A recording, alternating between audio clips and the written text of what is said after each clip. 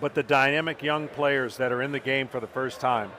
I mean, what Acuna has done in 1 year, he's matured.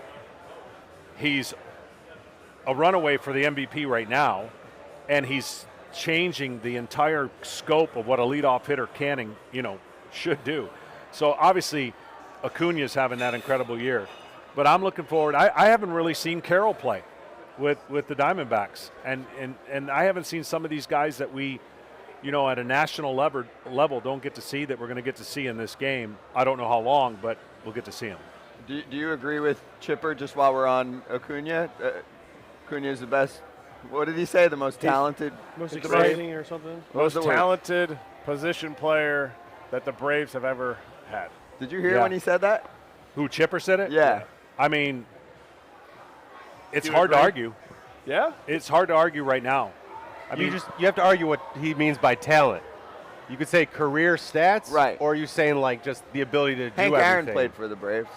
I understand that, but I also watched Acuna hit lefty off the top of a batter's eye, turn around righty, and hit it out the entire park. So in terms of like talent, the ability to run and all that stuff, he's definitely up there. Well, I got asked a question the other day on a podcast that I guess stirred up some conversation, but they asked me if the baseball had a redraft right now, other than Shohei Ohtani, who would you draft number one? I would never have said this last year. I'm going to say it this year. I said it would be Acuna. Right. And I mean, I know there's a lot of picks and a lot of ways to go with that, but right now, with what he's doing in the position he's doing it, I think it's game-changing stuff, right? I mean, 2 years ago, I would have taken Soto long-term over Acuna based on the style that they both played. And I'm talking long-term. What about Ohtani?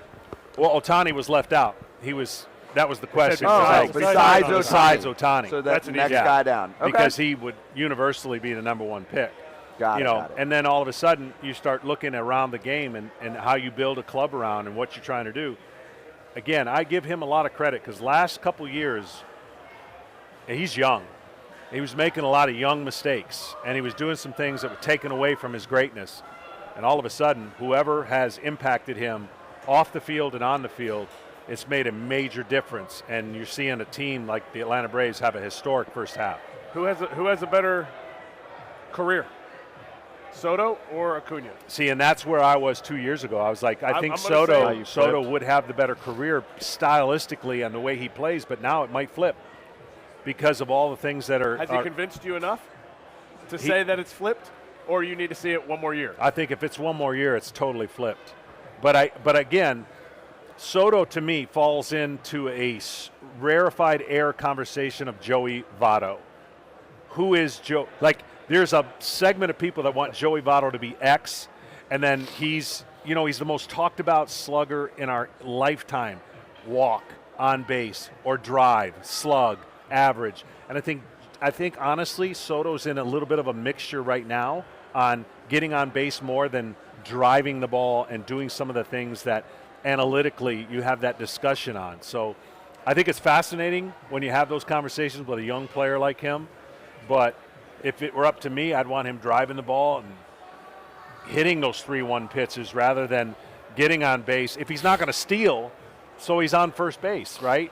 Acuna gets on first base, he's going to second and possibly third. That's where it's flipped a little bit. But for how many years?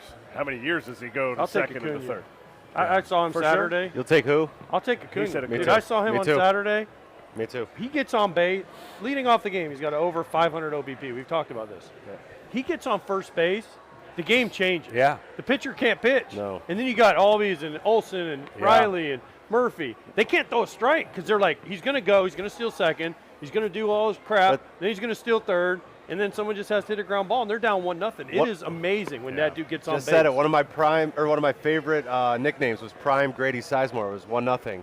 And Acuna is absolutely taking that mantle over of just before you know it, you're down 1-0. And he swings. He's up there. He's not up there like, listen, Juan Soto's great, like you said, but when Acuna steps in the box, pitcher, starting pitcher, that first pitch, it better not just float one in there because he's going up there to hit it out of the park. Honestly, and this is more of the style that when we were playing, the leadoff hitter's job was to make the guys behind him so much better, right, and to put stress on the pitcher. I would rather him hit a leadoff home run against me than to get on base and cause a Have to bigger deal inning with him. and deal with the guys behind the man on scoring position. So I agree with you guys on that.